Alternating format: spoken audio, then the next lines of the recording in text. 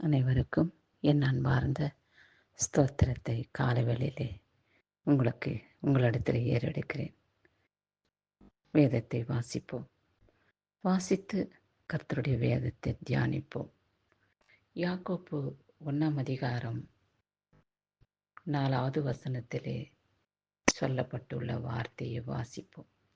நீங்கள் ஒன்றிலும் குறைவுள்ளவர்களாய் இராமல் நிறைவுள்ளவர்களாயும் இருக்கும்படி பொறுமையானது பூரணப்படும்படியாய் இருக்கிறது என்று வேதம் சொல்லி இருக்கிறது. இதோ என் சகோதரனே, சகோதரியே, நாம் குறைவுள்ளவர்களாய் வாழ்வது கர்த்தருக்கு பிரியமில்லை. அவர் சொல்லியிருக்கிற வார்த்தையை கவனித்து தியானியுங்கள். நீங்கள் ஒன்றிலும் குறைவுள்ளவர்களாய் இராமல் நிறைவுள்ளவர்களாயும் இருக்கும்படி பொறுமையாவது பூரணப்படும் என்று சொல்லியிருக்கிறார். நாம் பொறுமையாய் காத்திருக்க வேண்டும்.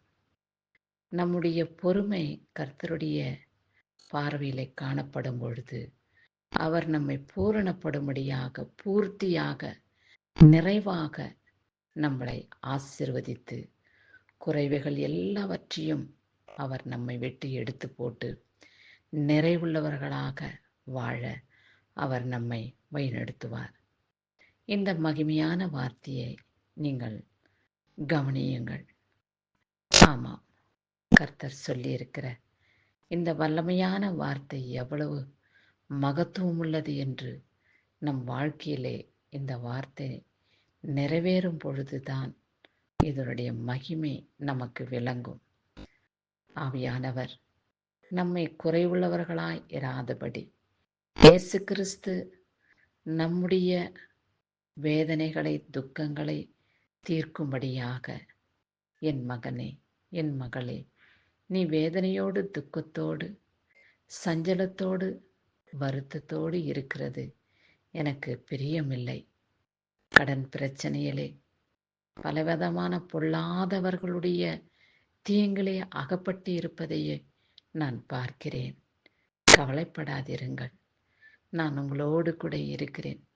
யாரும் நமக்கு துணை இல்லையே, நாம் தனிமையாக இருக்கிறோமே, எப்படி இப்பேற்பட்ட தீங்கிலிருந்து நாம் விடுதலை பெறுவோம் என்று யோசிக்கின்றீர்களா? ஆமாம், இப்படி நாம் நினைக்கும் பொழுதெல்லாம் என் மகனே, என் மகளே, நீ குறைவுள்ளவளாய் இருக்கும்படி நான் உன்னை விடமாட்டேன். உன்னுடைய வாழ்க்கை என்னுடைய நாமத்தினாலே பூரணப்படும்படியாக உங்களை நான் ஆசீர்வதிப்பேன்.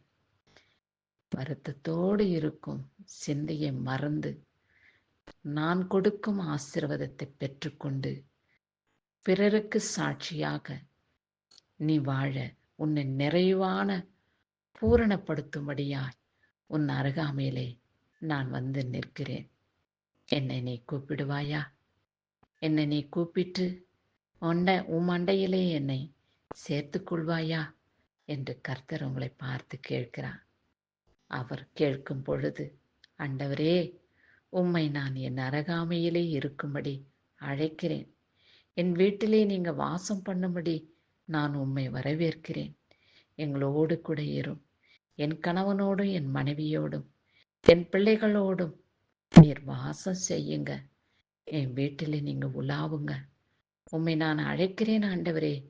அப்படி என்று நீங்கள் சொல்லும் பொழுது மனப்பூர்வமாக உங்க குறைவைகளை எடுத்து போட்டு பூரண நிறைவுள்ளவர்களாக இருக்கும்படி கர்த்தர் உங்களை ஆசீர்வதிப்பார். ஆசீர்வாதத்துக்காக பொறுமையோடு காத்து கொண்டு இருங்கள்.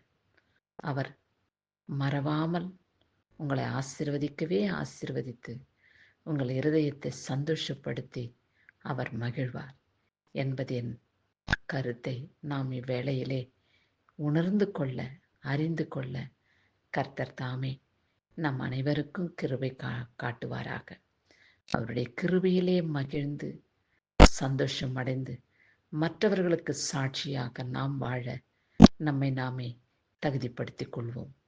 கிறிஸ்துவுக்கு சதா காலங்களிலும் மகிமை உண்டாகட்டும். ஆமேன்.